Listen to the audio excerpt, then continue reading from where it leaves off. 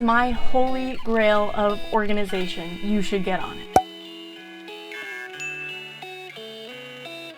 Hey there, I'm Sophia Mitropoulos, and today I want to go through 7 business apps that I use every day. I'm a solo entrepreneur, so it's my responsibility to make sure that I'm on top of all my tasks, and these are some of the apps that make it really easy to help me run my small business. My business entails a lot of content creation for my websites and for social media. These apps help improve my workflow and my productivity. All of these apps have free versions, and with the exception of one, I use all of their free versions.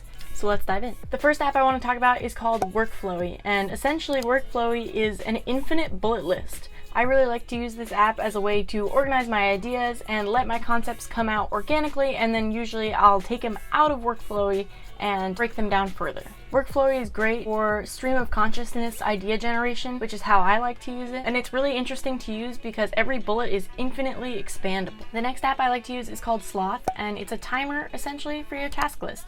I really enjoy it because as a small business owner, I can schedule out my days and say, okay, well, I'm gonna give myself 15 minutes to clean up before I start working, and then once those 15 minutes are up, I'm gonna give myself 10 minutes to review my emails, and then I'm gonna work on this project for 30 minutes, and it can help keep you on task for the day. The next app that I love to use is called Later. Later is awesome because it is a social media scheduling app. I use it mostly for Instagram, but you can integrate it also with Twitter, Facebook, and Pinterest. Later is really awesome because for Instagram especially, you can preview your feed and you can see what it's going to look like and plan your grid ahead. And then if you have a business account, you can set the app to either publish on your behalf with your preloaded caption and your preloaded Instagram hashtags, or you can set it to notify you and you can publish the post yourself. This has helped me in so many ways, especially managing multiple Instagram accounts. It helps me to plan my content schedule weeks in advance, and I don't have to be taking time away from my workday to post on Instagram. So even though I pride myself in my graphic design ability and my use of Adobe programs,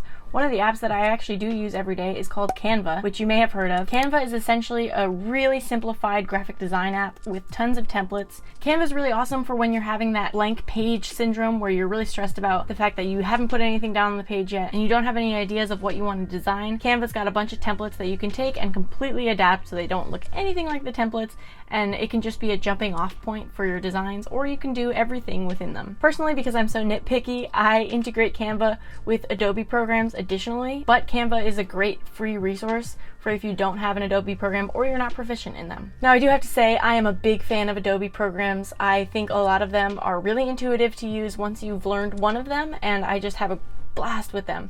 But I do understand that using Adobe is restricted by a paywall, and some of the apps can be complex and difficult to learn the first time. The Lightroom iPhone app from Adobe is a game changer. This app is amazing for color correcting. Before I was using Lightroom, I was using VSCO Cam or even just the built-in controls in the iPhone. And honestly, Lightroom is so much more powerful even in the free version. You have so much more control over your photos, and it really makes the difference in the quality of the edit because your photos deserve better editing. Lightroom is also awesome because a lot of people will sell presets. You can purchase a preset or make your own preset and use the same one consistently, and then your grid on Instagram will match the whole way through.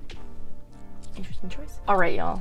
If you're not using Google Analytics, what are you even doing? Google Analytics is such a powerful tool. I put in a Google Analytics tracking ID to any app that has my content on it. So I put it on my personal website, I put it on my business website, I have it on my YouTube channel, I have it on my Redbubble account, I even have it on my Dribbble account. And Google Analytics is a really powerful tool, especially when you can compare across your websites. So recently I found that my Dribbble was getting a ton of traffic because I had pre-scheduled out a bunch of content. And that was the kind of thing that I wouldn't have known had I not been checking my Google Analytics. Google Analytics is really useful to be able to check and see where you're getting your traffic from, how your referrals are coming. I even use it for my personal job application process, and I can see when the recruiters have clicked on the link from my application because the referral link will be from the applicant tracking system that I applied for. It's really interesting to be able to know that I applied for a job and when they've been on my website, how many pages they landed on, how long they spent there, things like that. The last app is my holy grail of organization. It's called Asana, and if you haven't heard of it yet, you should get on it. Before I started using Asana, I would use multiple different methods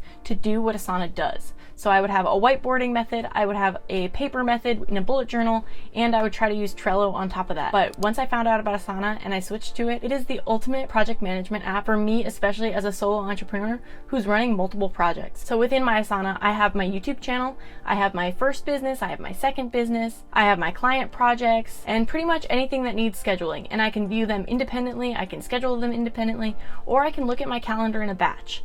And it's really useful to be able to click on each item and create a subset of tasks within that item. Asana is also really awesome because you can add in more people as your business starts to scale, and I believe you can have 15 people on your team in a free version. So again, I'm still only one person, so I don't have anybody else on my team, but it's really streamlined, so if there comes a time where I'm ready to bring somebody else in to work with me, they can see everything that I've been working on. You can assign projects to people, you can set due dates, and then my favorite feature in Asana is the ability to create subtasks within a task. So for a YouTube video, for example, I can create research the video, I can create film the video, edit the video, publish the video as all separate subtasks, and they're all housed within one project that has the same deadline. All right, that's it. Those are my 7 apps that have changed my workflow for the better and improved my productivity so that I can be more organized and work smarter, not harder, baby. I'm a big fan of that. If you're not using any of these apps, let me know which ones you are using. What do you think I missed from this list? Drop a line in the comments with what your favorite app is, if there was one that you had never heard of, which one you think is gonna make the biggest difference.